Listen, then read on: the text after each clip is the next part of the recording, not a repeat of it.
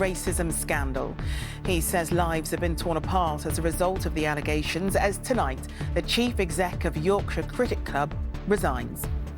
The thing that's really disappointing is that this has happened and that we have to find a way to move forward.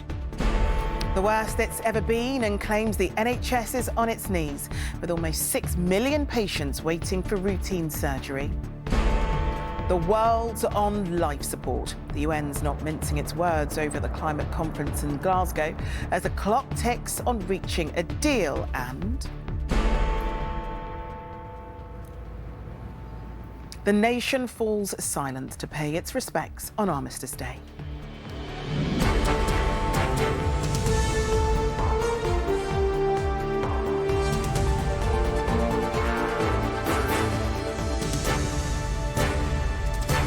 This is the ITV Evening News with Charlene White. Good evening. England captain Joe Root has waded into the racism allegations engulfing his Yorkshire county team today, calling for change and actions.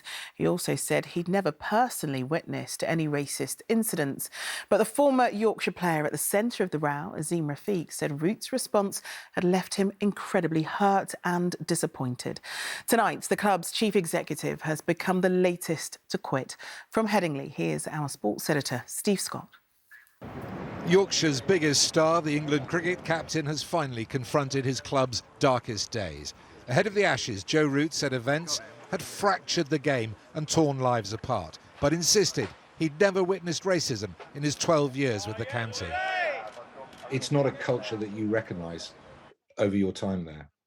No, I can only speak from my own personal experiences. But like I said, the thing that's really disappointing is that this has happened and that we have to find a way to move forward. On social media, following Root's intervention, Azim Rafiq, whose allegations are at the heart of the crisis, posted, "Disappointed is not even the feeling, incredibly hurt, but uncomfortable truths are hard to accept, it seems." What is already in the public domain is shocking enough, both Rafiq's allegations and the way they've been dealt with. But when key figures give evidence before MPs next week, it is almost certain more deeply damaging details will emerge. Former Bradford North MP Terry Rooney questioned the club's racist culture in 2004. Then the club demanded he apologise. They were just castigating my credibility.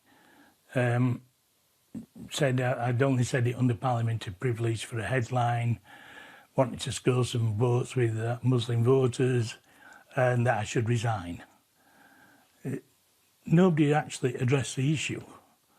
Earlier this week, Azim Rafiq called for the club's hierarchy to quit. Today, Chief Executive Mark Arthur left, although in his resignation letter there was not a single mention of the current and worsening scandal. Steve Scott, ITV News, Headingley. The UN Secretary-General warned today that the goal of limiting global warming to 1.5 Celsius is on life support. Antonio Guterres' comments came as negotiations continued between world powers at the COP26 summit. And with just one day left, its president, Alok Sharma, warned time is running out to get a deal. Our political editor, Robert Peston, joins us now from Glasgow. So, Robert, can a deal be done, and will it be enough?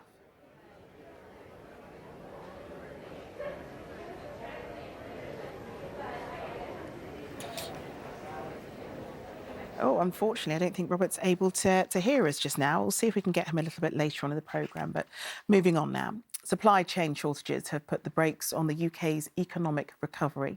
The latest data showed weak growth between July and September, with car sales and construction projects among the hardest hit.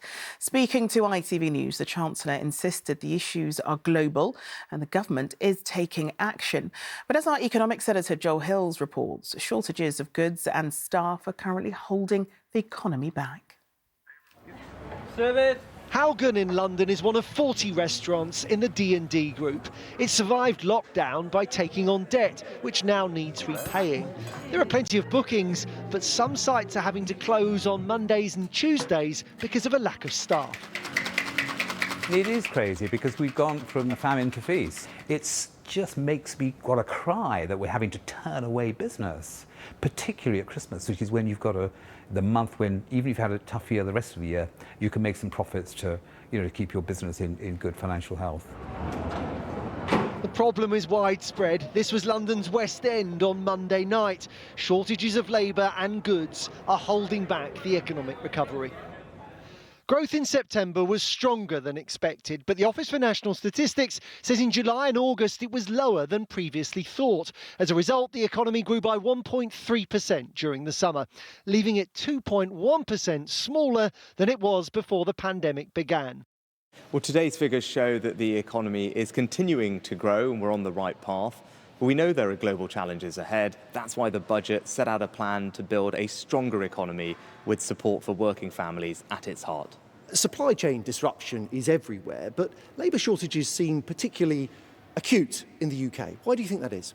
Well, I think actually the supply chain challenges and labour shortages are something that are being experienced across the world. Well, Primark says it's easier to find an HGV driver in Europe than it is the UK. Marks & Spencer says recruitment problems have been made more difficult in the UK because of Brexit. Are they wrong? I think it's not fair to say there's a particular problem here. No, I'm not saying there's not a challenge here, and that's why the government has taken action. The here and now is so much better than many would have dared to hope just a few months ago. But the road ahead does look harder. Ongoing shortages, rising energy bills and tax increases will be hard to shake off. Joel Hills, ITV News. And the Chancellor also spoke about the lobbying row rocking the government. He admitted that his party must do better over MPs' standards. But the awkward questions over the large sums paid for second jobs won't go away, as our political reporter Shihab Khan reports. Is Westminster corrupt, sir? If the Cabinet were hoping that while they met today, the time had run out on that question, they were wrong. Does it need reform, sir? The calls for change in the way some MPs are earning money outside of Parliament isn't going away. The man who lives here hasn't apologised for the way this has all been handled, but today his neighbour, the Chancellor, admitted the government hadn't dealt with it well enough. I think for us as a government, it's fair to say that we need to do better than we did last week, and we know that. Can you understand that people feel this looks sleazy? As I said, for us as a government, we need to do better than we did last week, and we know that. This initially started when Conservative MP Owen Paterson was forced to resign after he was found to have broken lobbying rules. Since then, details have emerged about the additional work that some other MPs do. The former Attorney General Geoffrey Cox, in particular, has been under the spotlight. Reports suggest he has earned nearly £6 million from his work as a lawyer while being an MP. He reportedly claims £22,000 a year for accommodation in London, even though he has his own flat which he rents out. That apparently isn't against the rules. He's also come under fire for voting remotely in the Commons while in the Caribbean for his second job, and footage has emerged appearing to show him using his MP's office for some of this work. Sir Geoffrey says he hasn't broken any rules, but here in his constituency there was a sense of frustration from some. An MP is supposed to represent his constituents, not be there to make himself very rich.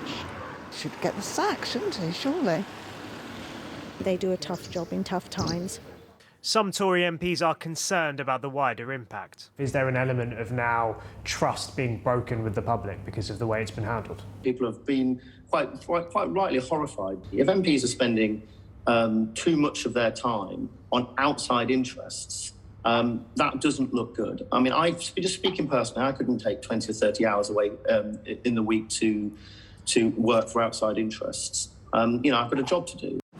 Very good meeting. As the Cabinet emerged this evening, 5 hours after they entered, the pressure to introduce significant change continues to grow. Shihab Khan, ITV News, Westminster. There are warnings tonight that England's NHS is on its knees, with key parts of the service buckling under the pressure of being overstretched and understaffed. The latest figures revealed ambulance response times, waits at accident and emergency, and waits for minor operations and procedures, that they're at the worst since records began. There are concerns that hospitals are at the limit even before the winter peak. As Dan Rivers reports, some hospitals are having to take unprecedented measures to cope. We'd done really well up until the evening, but then things got very, very busy again. In Wiston Hospital in Merseyside today, at the bed management meeting, staff were again having to juggle a mismatch between patients and beds. They predict a 68-bed shortage today. The strains on the system here are typical of those being felt across the country, with patients being treated in corridors and a 4.5-hour wait at A&E. We are having to take some unprecedented measures because we're in unprecedented times and we're having to deal with them as such. Frank Harper has been waiting for abdominal surgery since June 2020. He managed to get treated this week only because of a cancellation. And it's not comfortable, it's frustrating, it's difficult, but I think in the present circumstances it's very understandable. Across England, the ambulance service answered 82,000 999 calls in October, the most ever on record. It means response times have gone up significantly, and patients awaiting more than 12 hours in A&E have now reached record levels. 5.8 million people were waiting to start treatment at the end of September. 300,000 of them had to wait more than a year. Meanwhile, ambulances in England took an average of 54 minutes last month to respond to emergency calls for things like burns and strokes, almost 10 minutes longer than in September. Teresa Stewart from Plymouth has had her neck surgery postponed 6 times. It's very demoralising. It makes me very anxious. And of course, it means that the problems I have with my neck that affect my back and my shoulders and my arms and the use of my hands actually continue to get worse. NHS leaders say the COVID backlog, winter viruses and staff shortages are all creating a perfect storm. We know that people's conditions can worsen and it causes them distress. So it is fully understood, and this isn't the place that hospital leaders want to be, but they are facing incredible pressures. The NHS says staff are managing to see more patients and deliver more treatments than ever before. But for those waiting months to be seen, today's figures confirm what they already know. The NHS is struggling with ever-increasing demand. Dan Rivers, ITV News. Well, let's return to our political editor, Robert Peston, over at the COP26 summit in Glasgow. Robert, we were talking about the chances of a deal. So can it be done and will it be enough? So I think the sort of technical failure that meant you couldn't hear me is a good metaphor for what's going on here. Talks are at a very difficult stage. Alok Sharma, the president of this extraordinarily important conference, said earlier that agreement had not been reached on the most critical issues. Now, the three of them are finance being provided by rich countries to help poor countries adapt their economies, put in place climate-friendly energy, and also actually protect themselves from climate change, which is coming whether we like it or not. Secondly, a statement that that Alok Sharma wants in the final declaration, that there will be a phasing out of subsidies for fossil fuels like oil and gas and an end to all coal. Now, countries like India and China are bitterly resisting that statement. And then finally, in order to keep global warming at 1.5 degrees above pre-industrial levels, something that will not be achieved through these talks, all countries have to revisit their commitments to reduce emissions over the next year and come back in about a year's time to make new pledges. That is a highly controversial part of the final declaration. It hasn't been agreed yet, but my goodness, this stuff matters. Robert, thank you. But still to come in the ITV Evening News. A nation remembers the fallen on Armistice Day. And record breaker, the premature baby who defied the odds. Those stories and more after the break.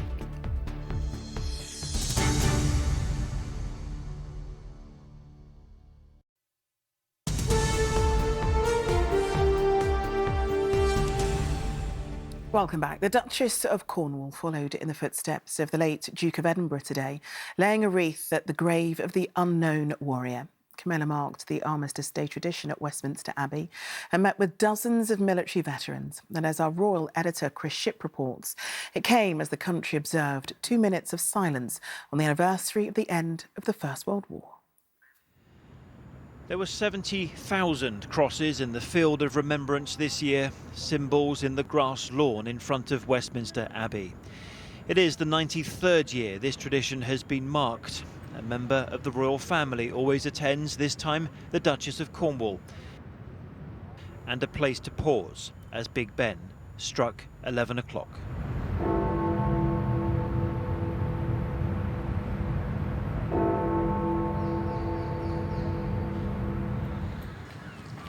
And across the British Isles today, at 11 a.m, the same 2-minute silence was observed.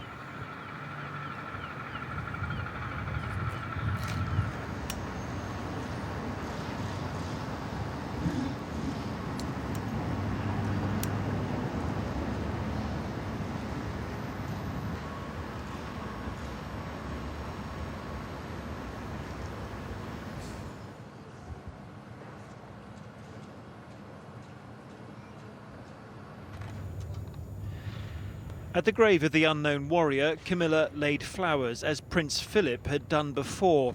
And tonight, confirmation from Buckingham Palace that the Queen is well enough to attend the cenotaph when the country next pauses to remember on Sunday. She will really want to be there. Remembrance, her association with the armed forces, their loyalty to her, those things go very deep. The poppies here represent the fallen from many wars, but the Taliban's takeover of Afghanistan this year means some families have an additional reason to reflect. Yes, I am sad that the country's gone backwards, but I wasn't there. He did his bit. They all he wanted to be. Yes. It's the job he wanted to do. And they all did their bit.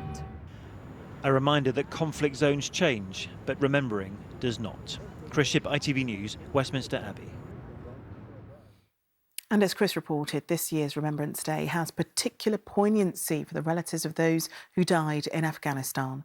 Families like those of Sergeant Stephen Campbell, who was killed by a booby-trapped bomb in 2010. He left a son, Brandon, who was just 10 years old at the time. Back then, Brandon movingly told ITV News about life without his father. And Paul Davis returned to find out how he's been coping. It's just from this side. It's not been easy, but it's never going to get easier. It was weird being that young and having to deal with that in that way. Brandon Campbell has grown up with remembrance a part of his everyday life. The plaque marks the day his family's life changed irreversibly. A much-loved father, Sergeant Stephen Campbell, killed by a booby-trap bomb in Afghanistan. It was soon after that dreadful day we first met Brandon, then 10, and he told us, who could forget it, about the nightly ritual that kept his dad's memory alive. So we've got like a cabinet thing for him, like we've put his cap and his belt and stuff in, like his ashes, and then like we'll say goodnight and then we'll go to bed. The cabinet still has a special place in the family home. Brandon, now 21, speaks for so many whose childhood has been scarred by similar loss. What are the worst times for you? Birthdays. I turned 18 and had to celebrate that without him. And I turned 21 and I had to celebrate that without him. This year has been particularly painful, reckoning so much loss against an Afghanistan back in Taliban control. The impact that place has had on my life and my family's life, for it now to be basically going back to what it was, it's not very easy. Back in 2015, a then 15-year-old Brandon told me about the promise he made in his last conversation with his dad. It was the night before he left. He was talking to us about if anything ever happened to him, that I'd like to be there for me mum and like always look after her. Today and every day, he's still keeping that promise. A rock for Mum Lisa and his grandparents.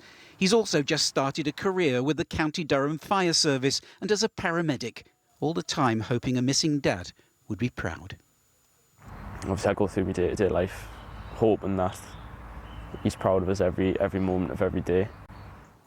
And how could he not be? Paul Davis, ITV News, County Durham. F.W. de Klerk, South Africa's last apartheid president, has died from cancer at the age of 85. He was a controversial figure in South Africa. Many blamed him for violence against black South Africans and anti-apartheid activists. But he famously released Nelson Mandela from prison and later shared the Nobel Peace Prize with him for helping to negotiate an end to apartheid. Here, West Midlands Police has released footage of a suspected kidnap in Birmingham. They're urgently trying to trace a woman shown being bundled into a car last Sunday. And finally tonight, to a little boy who's defied the odds to become the world's most premature baby to survive. Curtis Means from Alabama weighed little more than 14 ounces when he was born at just 21 weeks. After a long stay in hospital, he's now at home, healthy and celebrating what was supposed to be his first birthday, as Sejal Karia now reports. At just 16 months old, Curtis Means is unaware of his place in history. A little boy who's defying the odds of survival. He was meant to be born on this day last year, but complications meant he was born far too soon, at just 21 weeks, making him the world's most premature baby to survive. I knew it was too early to have him, and I was just, like I said, I was just praying to say, you know, please keep my kids here with me, but it was hard. Curtis weighed less than a pound of sugar when he was born. His twin sister died a day later, but Curtis survived.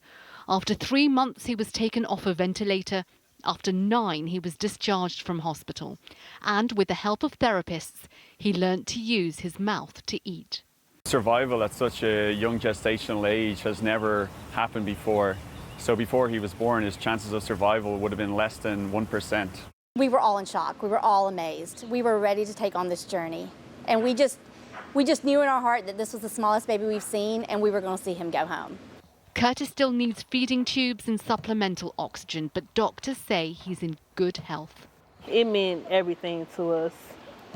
It was just overwhelmed, like a lot of joy. Guinness World Records has certified his status as the world's smallest surviving baby, while doctors continue to monitor him.